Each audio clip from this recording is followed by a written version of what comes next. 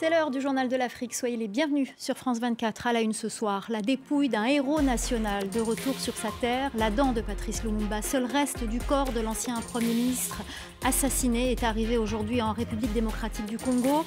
La dépouille doit effectuer une tournée à travers tout le pays avant d'être inhumée à Kinshasa le 30 juin, jour de la fête de l'indépendance. Les détails dans un instant.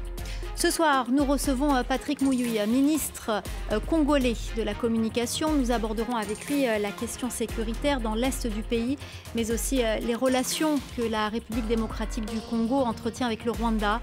Interview à suivre dans ce journal. Enfin, panne sèche à Conakry. Les stations-service n'ont plus de carburant, une pénurie qui frappe la capitale guinéenne depuis 2 jours. Quelques stations sont restées ouvertes pour vendre leur stock. De longues files d'attente ont bloqué certains axes. Nous serons à Conakry dans ce journal. La dent de Patrice Lumumba est arrivée en République démocratique du Congo ce mercredi, 61 ans après l'assassinat du héros national. Un retour très attendu qui marque le début d'une tournée d'une dizaine de jours à travers le pays avant une cérémonie d'inhumation à Kinshasa, la capitale, le 30 juin. On fait le point sur le programme avec notre correspondant Clément Bonneau. L'avion qui a transporté depuis Bruxelles la dent du Premier ministre congolais est arrivé mercredi matin pour une escale technique à Kinshasa. Le cercueil de Patrice Lumumba et la délégation qui l'accompagne se sont ensuite envolés pour la province du Sankuru, dans le centre du pays. C'est là qu'est né Patrice Lumumba en 1925 dans le village d'Onaloa, rebaptisé Lumumbaville en 2013. Au programme, 2 jours d'hommage coutumiers et de recueillement en famille. Le cortège mettra ensuite le cap au nord, direction Kisangani, l'ancien fief politique de Patrice Lumumba. Puis il se rendra dans le Katanga, dans le sud du pays, et plus précisément à Chilantembo, là où l'ancien héros de l'indépendance a été exécuté le 17 janvier 1961.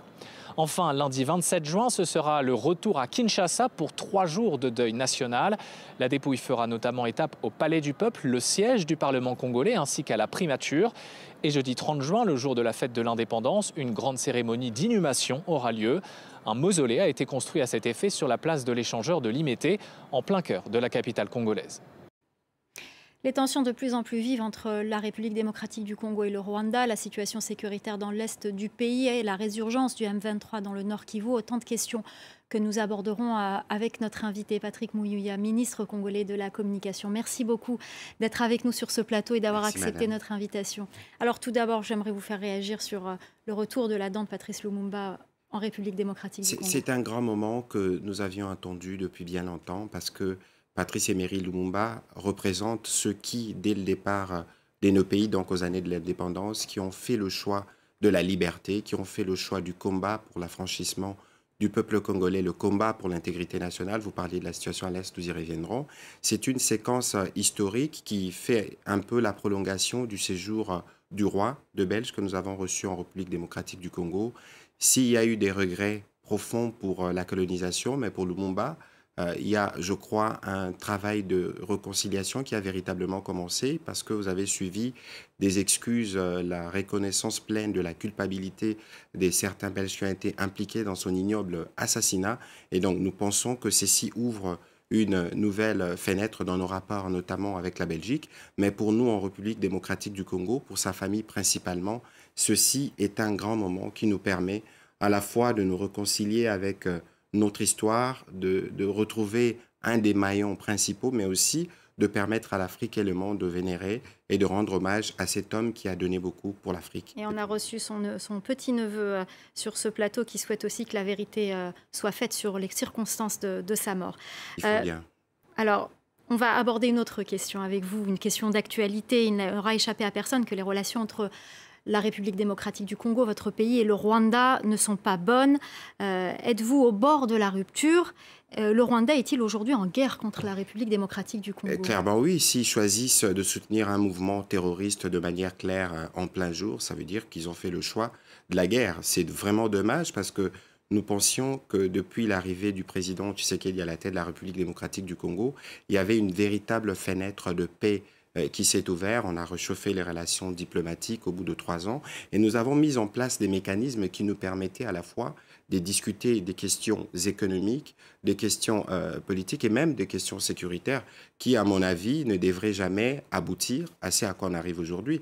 Mais cela démontre clairement que dans l'agenda du gouvernement rwandais, la paix n'est pas à l'ordre du jour, fort malheureusement, parce que le maintien de cette partie de la République démocratique du Congo dans l'instabilité doit sûrement servir des intérêts. Il y a des rapports des Nations Unies qui ont démontré que cette partie de la République démocratique du Congo a été particulièrement pillée. Avec le président Tshisekedi, nous avions fait le choix de la paix où on pouvait discuter, y compris des intérêts économiques, voir comment les populations qui échangent au quotidien massivement pouvaient bénéficier d'un certain nombre d'avantages. Mais là, nous faisons des pas, beaucoup des pas en arrière parce qu'il y a justement des desseins inavoués. Alors, est-ce qu'il y aura encore un autre pas en arrière? Est-ce que vous envisagez de rompre les relations comme le souhaitent certains responsables politiques comme Martin Fayulu, mais par exemple? À ces stades, lorsqu'on vous impose une guerre, nous avons, nous, la responsabilité de défendre notre intégrité territoriale.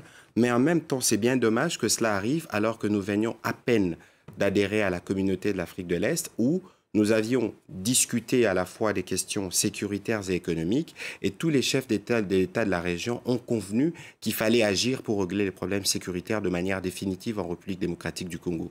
Le premier pan prévoyait un volet politique. Vous avez vu que le président Tshisekedi a eu l'occasion d'échanger avec tous les groupes armés. Et puis, il y avait un volet militaire qui interviendrait dans l'hypothèse où il y a des forces qui sont récalcitrantes. Et fort malheureusement, pendant que les discussions évoluaient dans ces volets, le M23 millions terroristes soutenu par le Rwanda est venu comme donner un coup de sémence à ces processus. Alors, est-ce que vous avez des preuves de l'implication du Rwanda pour soutenir le M23? Les preuves apparaissent comme nez sur les visages. Nous espérons que dans le jour qui vient, la mission des Nations Unies au Congo, qui travaille avec nous dans des centres d'opération militaires, parce que toutes les zones où les opérations se tiennent sont couvertes notamment par des drones qui permettent de voir le mouvement. Vous avez vu 2 militaires rwandais qui ont été arrêtés en République démocratique du Congo. Ils ont été interrogés par le mécanisme de vérification et ils ont dit clairement qu'ils étaient dans une opération spéciale et qu'ils se sont perdus 25 km à l'intérieur de notre pays. Et donc, vous voyez qu'il y a des preuves patentes que nous brandirons progressivement, mais c'est bien dommage parce que nous étions engagés dans un processus qui, nous le pensions, pouvait nous permettre d'avoir la paix et finalement permettre à nos populations qui cohabitent au quotidien d'aller un peu plus loin dans les échanges économiques, dans les échanges culturels. Mais là, c'est bien dommage. Alors, on va parler aussi d'un autre pays voisin, de l'Ouganda. Mardi, le président de l'Assemblée nationale, Christophe Mboso, a dénoncé l'implication de l'Ouganda dans la prise de la ville frontalière de Bunagana par le M23. La semaine dernière, l'Ouganda coopère pourtant avec les forces armées congolaises contre les ADF, un autre groupe armé qui vient justement de l'Ouganda sur le sol congolais.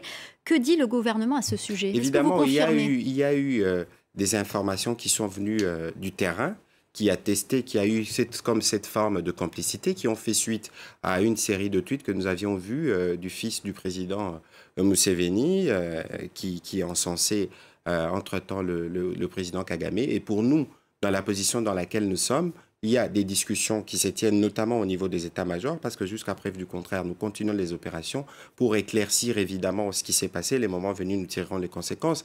Mais ici, il faut noter que la République démocratique du Congo s'est montrée disponible pour gérer les menaces communes. Parce que vous savez, par exemple, que les ADF est une importation de l'Ouganda. Ils tuent plus en République démocratique du Congo qu'en Ouganda.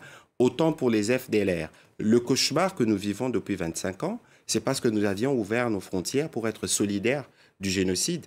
Et les FDLR, nous passons des années à les combattre. Et aujourd'hui, le Rwanda n'est pas en mesure de vous dire combien sont-ils, combien ils sont armés et quelle est la capacité des nuisances. Madame, de votre mémoire de journaliste, vous ne me direz pas un seul jour où les FDLR ont essayé d'attaquer les Rwandais, mais ils tuent nos populations au quotidien. Nous avons estimé que ces menaces devraient être gérées dans des cadres précis et pour voir dans quelle mesure, finalement, on ramène la paix dans cette partie du pays. Et on parle d'économie et on parle de sujets des développements. Alors, il y a un autre sujet que j'aimerais aborder avec vous. Ce lundi, les chefs d'État de la communauté d'Afrique de l'Est se sont mis d'accord sur la mise en place imminente d'une force régionale pour mettre fin au conflit justement dans l'est de votre pays, de la République démocratique du Congo. Cette initiative fait polémique dans votre pays. La présidence congolaise assure que le Rwanda n'en fera pas partie, mais le communiqué de la présidence kenyane qui ne précise pas que le Rwanda n'en n'en fera pas partie. Cette question a-t-elle réellement été tranchée? Madame, regardez, vous voyez, c'est un communiqué qui sanctionnait des réunions qui se sont tenues à huis clos pendant des heures. Le langage diplomatique a ses codes. Il a ses langages et tout ne pouvait pas être dit dans ces communiqués. Mais au-delà de ce qui a été dit dans ce communiqué, il y avait un plan opérationnel qui avait été présenté par des chefs d'état-major. Et dans ces réunions qui se sont tenues notamment à Goma, les officiers rwandais n'y avaient pas pris part. Et donc, quoi qu'il en soit, aujourd'hui, le Rwanda pose problème pour nous parce qu'il est établi qu'il soutient un mouvement terroriste et on ne peut pas accepter parallèlement à ces soutiens au mouvement terroriste d'avoir le troupe rwandais chez nous. Fort malheureusement, nous ne transigerons pas sur cette question. Donc le Rwanda n'enverra pas de troupes en République démocratique du Congo, mais est-ce qu'il prendra part quand même à ces... Je crois que dans les mécanismes prévus par les états-majors, parce que quoi qu'il en soit, même si le Rwanda ne prendra pas part aux troupes, mais au moins il y aura un partage de renseignements, parce que les FDLR, c'est un problème rwandais. Au-delà de tout, le Rwanda doit mettre en place des structures pour accueillir ces sanguinaires qui sont chez nous et être dans un programme de démobilisation. En même temps, le Rwanda doit être en mesure de nous livrer tous ceux qui sont des criminels sous sanction internationale du M23 qui l'hébergent dans son territoire depuis de longues années, parce que c'est cette stratégie, à tout moment on utilise tel pour ressusciter ces mouvements et s'assurer que cette partie de la République démocratique du Congo est toujours instable. Mais face à cela, il rencontrera la résistance des Congolais qui sont très vigilants, comme nous avions parlé de Lumumba en début de ce journal. Aucun centimètre carré de notre territoire ne sera cédé d'aucune manière et nous nous battrons pour. Ce sera le mot de la fin. Merci beaucoup Patrick Mouillaga, ministre congolais de la communication. Merci d'avoir répondu à nos questions. C'est moi qui vous remercie. On part en Guinée à présent, où depuis 2 jours, plusieurs stations-service sont à sec. Conakry est frappée par une pénurie de carburant. De longues files d'attente se sont formées dans les quelques stations qui utilisent leurs réserves. Une situation qui paralyse les transports en commun dans la capitale guinéenne. Les explications de notre correspondant à Conakry, Malik Diakité. Ici, comme dans plusieurs autres stations de service que nous avons sillonnées ce matin, de longues files de camions, minibus et autres engins de transport en commun s'étendent sur plusieurs dizaines de mètres. Certains conducteurs sous un soleil de plomb campent là depuis des heures sans avoir même espoir d'avoir une goutte de carburant. Depuis hier, j'ai garé ici la station avec mon bonbonna là, ici sans carburant. Non, je ne peux pas travailler puisque ma moto, il n'y a même pas un demi-litre de carburant dedans. Il ne peut rien. Depuis 9 heures, je suis garé ici, mais impossible de trouver le carburant. Nous, ceux qui ont gagné aujourd'hui, c'est ça qu'on mange demain. Donc s'il n'y a pas de carburant, nous, on peut pas, ça ne peut pas nous arranger. Depuis la prise du pouvoir par les militaires, l'État guinéen est désormais le seul importateur de carburant dans le pays. Un mécanisme qui avait toujours été assuré par les compagnies privées par le passé. Aujourd'hui, selon le directeur de la Société nationale des pétroles, cette crise est due à la lenteur du traitement des dossiers par les banques. C'est la première fois que l'État arrive à le faire. Donc on a eu des petits problèmes d'ajustement avec les institutions financières parce qu'ils ne sont pas habitués à ce que l'État importe. Mais Dieu merci, c'est l'un des problèmes qu'on a aussi. Nous n'avons pas de grands centres de stockage généralement qui nous font passer ces trucs pareils. Et malheureusement, c'est le cas, mais nous y travaillons pour créer des centres de stockage pour le pays. Déjà, dans la capitale guinéenne, le commerce tourne au ralenti et le prix du transport en commun a presque triplé à cause de cette crise de carburant. Les régulateurs de l'audiovisuel du Sénégal, du Bénin et de la Côte d'Ivoire ont entamé une médiation pour le rétablissement du signal de France 24 et de RFI au Mali. Les 2 médias du groupe France Médias Monde ont été suspendus définitivement dans le pays depuis la fin du mois d'avril. Une rencontre a eu lieu ce mercredi à Dakar entre les médiateurs et la PDG de France Médias Monde, Marie-Christine Saragosse. Écoutez-la. Malentendu, il y a eu des crispations, des tensions. La période n'était pas très favorable non plus. Et quand on vit avec un tel lien entre RFI, France 24 et le Mali, c'est un lien tellement important, tellement ancestral. Le dialogue doit l'emporter. Donc moi, s'il y a cette possibilité d'ouverture que j'ai ressentie très fortement et qui m'a été confirmée pendant cette réunion où on a parlé de tout, je saisis aussi cette chance. C'est une chance pour nos médias, c'est une chance pour nos publics au Mali auxquels on est très attachés, c'est une chance pour la liberté d'informer. On en vient à cette affaire de corruption en Afrique du Sud. Le 5e et dernier rapport de la commission d'enquête du juge Zondo a été remis au chef de l'État Cyril Ramaphosa cet après-midi à Pretoria. Les précisions de notre correspondante Caroline Dumais. C'est un juge Zondo ému qui a rendu son 5e et dernier rapport au président Ramaphosa. Un rapport qui est le résultat de plus de 4 ans et demi de travail, mais comme il l'a précisé, il aurait pu passer 10 ans, tellement le dossier était complexe.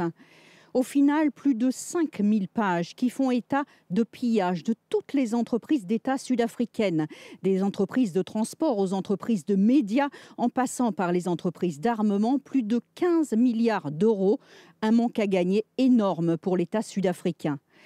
Le président Ramaphosa a qualifié la tâche du juge Zondo de phénoménale. Il considère que ce rapport est désormais un instrument pour lutter contre la corruption et pour que plus jamais, je cite, cet assaut contre la démocratie sud-africaine ne se répète. Le rapport va être transmis au Parlement. Reste à savoir s'il y aura des poursuites judiciaires. On sait que les frères Gupta, qui étaient les bras droits de l'ancien président Jacob Zuma, ont été arrêtés à Dubaï. Il y aura sans doute d'autres arrestations, car pour la société civile, ce rapport est une preuve accablante de la corruption du régime précédent. Alors que la crise alimentaire et la menace de la famine planent sur le continent, les inquiétudes sont fortes et les réponses de la communauté internationale sont encore timides. Pour en parler ce soir, Ousmane Diagana, vice-président de la Banque mondiale. Bonsoir. Bonsoir. Merci d'avoir accepté notre invitation. Merci beaucoup. Alors tout d'abord, j'aimerais avoir vos projections sur les mois à venir. La sonnette d'alarme a déjà été tirée, notamment pour certains pays comme le Niger ou l'Éthiopie, qui sont déjà frappés de plein fouet par une crise alimentaire. En effet, ces pays sont frappés de plein fouet par la crise alimentaire qui, comme vous le savez, est causée par des événements, je dirais, structurels tels que le climat, le conflit, le sous-financement de l'agriculture. À cela s'ajoute maintenant un élément d'ordre conjoncturel, la guerre en Ukraine. Et ce qui a entraîné, je dirais, une disruption au niveau de la logistique. Et donc, aujourd'hui, on constate à la fois une pénurie qui, à son tour, a déclenché une inflation galopante. Et en même temps, puisque les engrais, qui sont l'un des principaux facteurs pour à la fois l'augmentation de la production et la productivité, se faisant rare, il est possible que cette crise puisse durer. Le nombre de personnes additionnelles qui peuvent être tomber dans la pauvreté à cause de ces crises-là est estimé à plus de 30 millions de personnes en Afrique. Alors justement, vous parlez de tous ces problèmes structurels qui surviennent depuis la guerre en Ukraine. Il y a des solutions qui sont apportées, des solutions à court terme, mais que faut-il faire à long terme pour que l'Afrique, pour que le continent, que ces nombreux pays d'Afrique ne dépendent pas des importations de nourriture. C'est le cas, par exemple, pour l'Ukraine et la Russie. 40% du blé vient d'Ukraine et de Russie, qui n'est pas arrivé justement en Afrique. 30 millions de tonnes de nourriture sont restées bloquées. Que faut-il faire à long terme pour que l'Afrique ne soit plus dépendante ? Il est vrai qu'il faut des solutions à long terme, mais je dirais déjà que les solutions de court terme sont indispensables parce que cette crise, elle frappe de ce que les individus ont de plus essentiel, parce qu'il s'agit de leur vie. Ne pas pouvoir accéder à l'alimentation signifie qu'on ne peut pas tout simplement vivre. Et deuxièmement, il frappe leur portefeuille parce que les prix ont augmenté de manière significative. Donc par rapport à ça, la Banque mondiale apporte des réponses immédiates à travers des programmes de filets sociaux où on donne des revenus monétaires aux populations et également des vivres à travers un achat d'aliments qui peuvent être mis à la disposition de ces populations-là les plus vulnérables et les plus affectées. Mais les solutions à long terme sont encore beaucoup plus importantes parce que l'Afrique dispose de quantités de terres et d'eau extrêmement importantes. L'Afrique dispose aussi de savoir dans le domaine de l'agriculture. Et aujourd'hui, à la faveur des technologies, on peut faire ce qu'on dit en anglais un shortcut, donc aller plus rapidement. Donc une réflexion pour aider les pays à définir des stratégies de développement agricole pertinentes et viables, soutenues par des ressources financières extrêmement importantes, à la fois pour produire localement ce que les pays africains peuvent faire, y compris les engrais, former les agriculteurs, mais en même temps essayer de réorienter la production agricole vers ce que les Africains consomment, nous paraît être une nécessité. Et c'est la raison pour laquelle nous faisons deux choses. Une restructuration de notre portefeuille d'intervention dans ces pays pour accorder une priorité absolue au programme d'agriculture et au programme d'alimentation. Et deuxièmement, une mobilisation de ressources aussi significatives pour des secteurs qui sont de nature à pouvoir contribuer à la modernisation de l'agriculture, c'est-à-dire l'énergie, l'économie numérique et la formation des agriculteurs. Alors justement, vous parlez des financements de la Banque mondiale, en tout cas pour soutenir ces investissements et pour moderniser l'agriculture. Mais qu'en est-il de la communauté internationale? Il y a souvent des promesses qui sont faites, c'est le cas par exemple de la COP26, pour aider les pays qui sont le plus touchés par le réchauffement climatique à supporter ce réchauffement et faire une transition énergétique. Cet argent n'est toujours pas arrivé. On a vu aussi que le PAM, le Programme alimentaire mondial, a annoncé il y a quelques jours qu'il allait rationner la nourriture pour les réfugiés, qu'il n'y avait plus assez de dons. Comment faire pour convaincre la communauté internationale qu'il y a urgence maintenant, à court terme? Alors pour ce qui concerne la Banque mondiale, je puis dire que depuis le déclenchement de la crise, nous avons fait beaucoup de choses. D'abord, nous avons augmenté nos appuis budgétaires à plusieurs pays pour leur permettre justement de faire face aux impacts budgétaires qui sont causés par le fait qu'ils ont accordé un certain nombre de subventions à des secteurs et donc du coup entraînant, si vous voulez, un effet d'éviction pour le financement d'autres secteurs de développement. Nous avons financé des projets de protection sociale, mais en même temps, avant la crise, nous avons financé, nous avons mobilisé, et ces ressources sont en train d'être décaissées, un grand programme, surtout pour les pays africains, dans le cadre de la Grande Muraille Verte. C'est 5,1 milliards de dollars et une partie importante de ces ressources sont en train d'être décaissées. Et depuis la crise, nous avons mis à côté un montant de 30 milliards de dollars qui va essentiellement financer des programmes nouveaux dans le secteur de l'agriculture. Enfin, dans le cadre de nos portefeuilles existants, nous avons regardé tous les projets qui ne nous paraissent pas être très urgents aujourd'hui ou qui ne répondent pas directement aux effets de la crise alimentaire. Nous sommes en train de redéployer ces ressources-là pour financer des programmes particuliers et nouveaux dans le secteur de l'agriculture. Oui, nous avons fait des annonces à plusieurs occasions, mais nous avons toujours tenu nos promesses en tant qu'institution financière. Alors j'ai une dernière question qui est importante. Vous parlez de tous ces financements. On parle aussi de la guerre en Ukraine, mais il y a d'autres conflits sur le continent. L'insécurité, notamment dans le Sahel, a des conséquences sur les populations, des villageois qui fuient la menace djihadiste, qui abandonnent leurs terres, abandonnent leur bétail, dont les enfants ne sont plus scolarisés. Ça a aussi des conséquences sur l'agriculture. Quand Absolument. Un agriculteur abandonne sa terre et se retrouve réfugié ou déplacé, est-ce que vous avez aussi des projets pour aider à lutter contre l'insécurité, pour permettre à ces personnes de retourner chez elles? Vous avez parfaitement raison d'insister sur ce phénomène, parce qu'il fait partie des causes d'aggravation de la crise alimentaire dans les pays africains, en particulier dans les pays du Sahel. Les personnes qu'on appelle aujourd'hui des déplacés internes dans plusieurs pays étaient essentiellement des agricultrices ou bien éleveurs. Donc le fait qu'ils ne peuvent pas s'adonner à leurs activités traditionnelles contribue justement à alimenter l'insécurité alimentaire. Nous apportons des réponses directes pour ces populations, mais également, comme je le disais tantôt, nous favorisons des financements qui permettent aussi aux populations qui restent dans ces zones d'opérer dans un contexte plus sécurisé et en même temps de financer des activités de façon à restaurer ces terres qui ont été dégradées. Tout ceci, bien sûr, nous savons que les conflits sont nés à la fois des problèmes de gouvernance, mais des problèmes de changement climatique. Donc, on focus particulier sur des programmes d'adaptation au changement climatique avec comme objectif d'atténuer les risques de déplacement massif de population et eux sont au centre de nos interventions aujourd'hui. Merci beaucoup Ousmane Diagana, vice-président de la Banque mondiale. Merci d'avoir répondu à nos questions. Merci beaucoup, madame. C'est la fin du Journal de l'Afrique. Restez avec nous dans quelques instants, la suite de Paris Direct avec Claire Bonichon.